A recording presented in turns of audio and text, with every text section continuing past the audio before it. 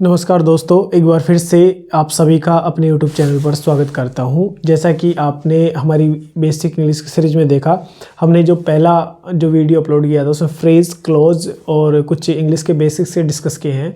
और हमारा जो सेकंड वीडियो था उसमें पार्ट्स ऑफ स्पीच की सीरीज स्टार्ट की, उसमें हमने नाउन और प्रोनाउन को डिस्कस किया था। आज हम डिस्कस करने वाले हैं वर्ब के बारे में। देखो बेटा, वर्ब एक सेंटेंस का बहुत ही मेजर पार्ट होता है। जैसे मान लो कोई भी सेंटेंस को कंप्लीट होने के लिए अपने को दो चीज़ों की आवश्यकता होती है, एक हो गया सब्जेक्ट और एक हो गया अपना वर्ब। तो हम देखते हैं वर्ब के बारे में।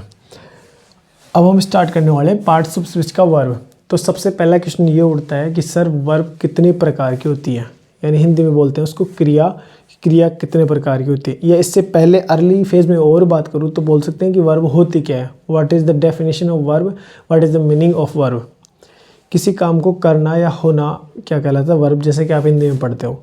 यानी रिप्रेजेंट्स ए एक्शन, यानी किसी एक्शन को रिप्रेजेंट करने के लिए जिस फॉर्म का हम यूज करते हैं, दैट इज कॉल्ड वर्ब। तो हम बेसिकली इसमें शॉर्ट फॉर्म में बोल सकते हैं कि रिप्रेजेंट्स एन एक्शन, जो किसी एक्शन को रिप्रेजेंट करती है, किसी एक्शन को होने की या करने की भावना उसमें छुपी रहती है, तो उसको क्या बोलते हैं, वर्ब। अब हम बात करते हैं कि वर्ब बेसिकली मेजर रूप से कितने प्रकार की होती है। तो बेटा, हम बेसिकली ब्रॉड सेंस में वर्ब को दो कैटेगरीज में बांटते हैं, ठीक है। फर्स्ट वन इज, हम बांटते हैं वर्ब को मेन वर्ब, और अपने पास दूसरी होती है ऑक्सिलरी वर्ब्स।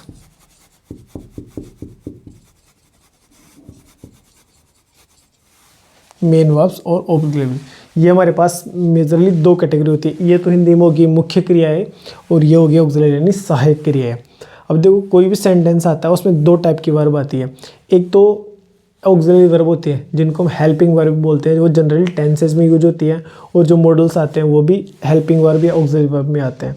और दूसरी आती है मेन वर्ब, ठीक है। जैसे हम बोलते हैं ईट यानी खाना होता है, eat, ate, eaten, do, did, done, go, went, gone, जिसकी तीन फॉर्म हो और वो अलग अलग हो, वो तो अपने मेन वर्ब में आ गई। और जो एक हेल्पिंग वर्ब का काम करती है वो किस में आती है, ऑक्सिलरी वर्ब में, ठीक है। यानी हम वर्ब को पहचानेंगे कैसे, पहचानने का ये तरीका, ऐसी जो मीनिंग जिसकी तीन फॉर्म हो और उसको एस या ईएस जोड़ के सिंगुलर या प्लूरल में बना सके, तो अपने आप में क्या होगी, वर्ब। जैसे फॉर एग्जांपल देखते हैं आगे। अब यहाँ पे इस ऑक्सिलरी वर्ब को भी मैं दो भागों में डिवाइड कर सकता हूँ, ठीक है। कौन कौन सी, एक तो होगी बेटा अपने पास primary auxiliary verbs, primary auxiliary verbs, और दूसरी होगी मॉडल ऑक्सिलरीज।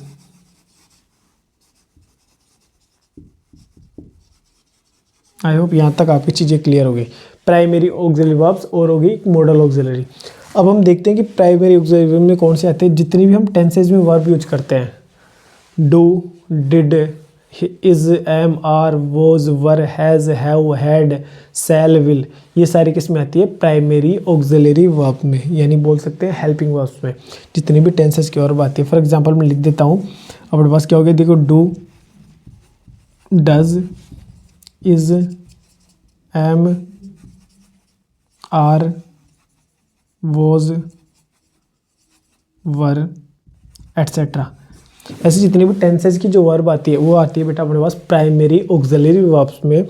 और दूसरी होगी मॉडल ऑक्सिलरी। इसमें कौन सी आती है, जितने भी अपने पास मॉडल्स होते हैं, shall, should, may, might, must, ठीक है, ये किस में आते हैं अपने पास, मॉडल ऑक्सिलरी में। फॉर एग्जाम्पल उदाहरण के लिए लिख सकते हैं हम, shall, should, may, might, must, etcetera. ये अपने पास होगी अपनी मॉडल ऑक्सिलरीज। यानी हमने अभी वर्ब का इधर वाला पार्ट यानी ऑक्सिलरी वर्ब को डिस्कस किया, जो दो प्रकार की होती है, प्राइमरी ऑक्सिलरी। जितनी भी हमारी टेंसेज की वर्ब होती है, जितने भी टेंस होते हैं, यानी 12 टेंस होते हैं, उनकी जितनी भी वर्ब आती है वो किस में काउंट होती है, प्राइमरी ऑक्सिलरी वर्ब्स में। और जो मॉडल ऑक्सिलरी आती है उसमें अपने जितने भी मॉडल्स आते हैं, shall, should, may, must, might, etcetera, वो सारे किस में आते हैं, मॉडल ऑक्सिलरी में। अब हम दूसरा एक मेजर पार्ट डिस्कस करते हैं जिसको बोलते हैं मेन वर्ब्स। अब मेन वर्ब्स को यहाँ पे मैं फर्दर 3 कैटेगरी में डिवाइड कर रहा हूँ। यहाँ पे हम बात कर सकते हैं, एक फर्स्ट कैटेगरी तो होगी transitive, transitive and intransitive verb. ठीक है। और सेकंड कैटेगरी हो गई अपने पास regular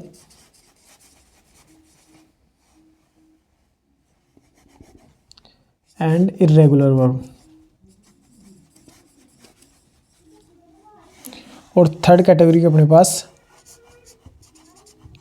finite and non finite verb.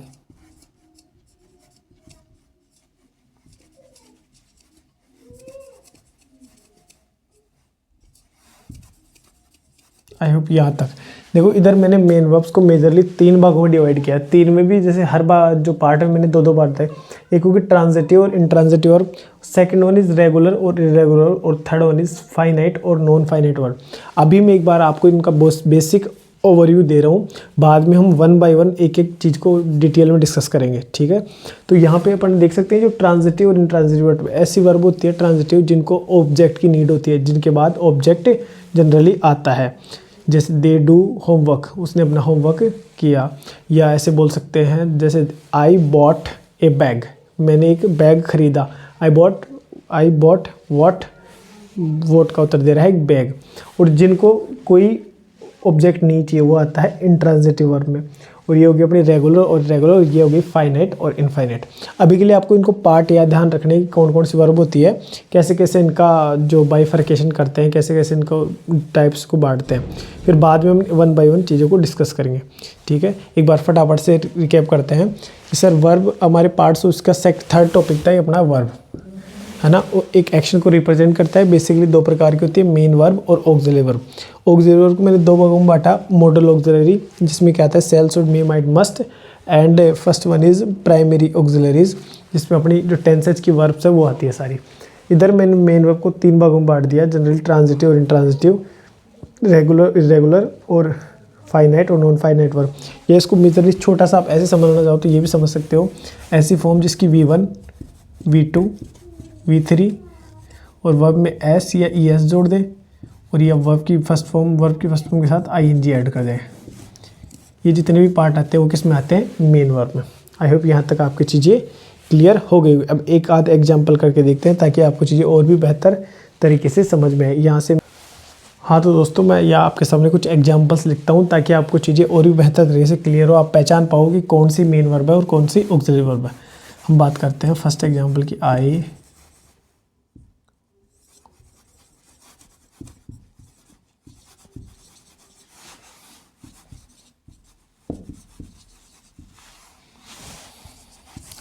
Second one is example है सीता इज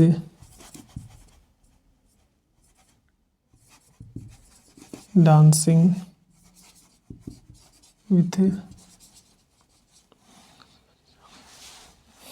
और तीसरा एग्जाम्पल है, यहाँ पे लिखता हूँ मैं, we should obey over parents. ठीक है, ये अपने पास छोटे छोटे एग्जाम्पल है। एक बार इनको ब्रेक करने की प्रैक्टिस करते हैं। जैसे कि हमने नाउन और प्रोनाउन के बारे में पढ़ लिया, वो 5 काम करते हैं, सब्जेक्ट बनना, ऑब्जेक्ट बनना, सब्जेक्ट कॉम्प्लीमेंट बनना, ऑब्जेक्ट कॉम्प्लीमेंट बनना, और एक होता है प्रेपोजिशनल ऑब्जेक्ट। और उसी के साथ वर्ब का भी देख लिया, अपने पास मेन वर्ब और हेल्पिंग वर्ब या ऑक्सिलरी वर्ब में बांटते हैं। एक बार इनको ब्रेक करने की ट्राई करते हैं, देखते हैं कैसा। देखो सबसे पहले आई आ गया अपने पास, सब्जेक्ट का काम कर रहा है, तो ये यहाँ पे क्या है, प्रोनाउन। ठीक है, यहाँ पे प्रोनाउन हो गया और इसका पार्ट जो इसका फंक्शन है सब्जेक्ट, पार्ट्स ऑफ स्पीच हो गया प्रोनाउन। बाई, बॉट, बॉट, ऐसे ही जो मीनिंग जिसके 3 फॉर्म हो गया उसको एस या एस जोड़ के सिंगुलर या प्लूरल बना सके और उसका ING फॉर्म भी हो। जैसे बाई, बॉट, बॉट, बाइज और बाइंग होता है, दैट मीन्स ये होगी वर्ब। वर्ब भी कौन सी, यहाँ पे होगी मेन वर्ब। कौन सी आ गई यहाँ पे, मेन वर्ब। ठीक है, तो मैंने शॉर्ट में लिखता हूँ MV। अब उसने खरीदा क्या, ए बैग, ये अपने आप में क्या काम कर रहा है, यहाँ पे ऑब्जेक्ट का, ऑब्जेक्ट है तो ये नाउन या प्रोनाउन में से होगा, तो प्रोनाउन तो है नहीं, तो यहाँ पे क्या काम कर रहा है, ये नाउन का। ठीक है, ये अपने पास प्रेपोजिशन हो गया। ठीक है, और ये इस प्रेपोजिशन का ऑब्जेक्ट, फिर ऑब्जेक्ट है तो ये नाउन और प्रोनाउन में से होगा, तो यहाँ पे क्या हुआ, ये प्रोनाउन। नाउन तो हो नहीं सकता क्योंकि किसी तीसरे को रिप्लेस कर रहा है, यू तुम्हारे बारे। आई होप ये पहला सेंटेंस आपको अच्छी तरीके से क्लियर होगा। दूसरा देखते हैं, सीता। सीता किसी पर्सन का नाम हो गया, यानी फीमेल का नाम हो गया, तो अपने आप में क्या शो कर रहा है, नाउन, यानी ये हो गया नाउन। और सेंटेंस में क्या काम कर रहा है, सब्जेक्ट का। अब उसके बाद में इज आ गई। मैंने बोला था जो भी जितने भी टेंसेज के वर्ब होती है, यानी जो ऑक्सिलरी में आती है, प्राइमरी ऑक्सिलरी वर्ब, वो किस में आती है, वो ऑक्सिलरी वर्ब में आती है जितने भी टेंसेज की। तो इज यहाँ पे प्रेजेंट कंटिन्यूअस की वर्ब है, तो यहाँ पे ये है हेल्पिंग वर्ब, ये बोल सकते हैं ऑक्सिलरी वर्ब, हेल्पिंग वर्ब या ऑक्सिलरी वर्ब। अब यहाँ पे ये क्या होगी, डांसिंग, ये अपने पास में है मेन वर्ब, ठीक है। अब डांसिंग के बाद में डांसिंग विथ राम, विथ अपने आप में क्या है, प्रेपोजिशन, ठीक है, और ये इस प्रेपोजिशन का ऑब्जेक्ट। अब ऑब्जेक्ट है तो नाउन और प्रोनाउन में से होगा, तो यहाँ पे ये क्या काम कर रहा है, यहाँ पे नाउन ना कि प्रोनाउन।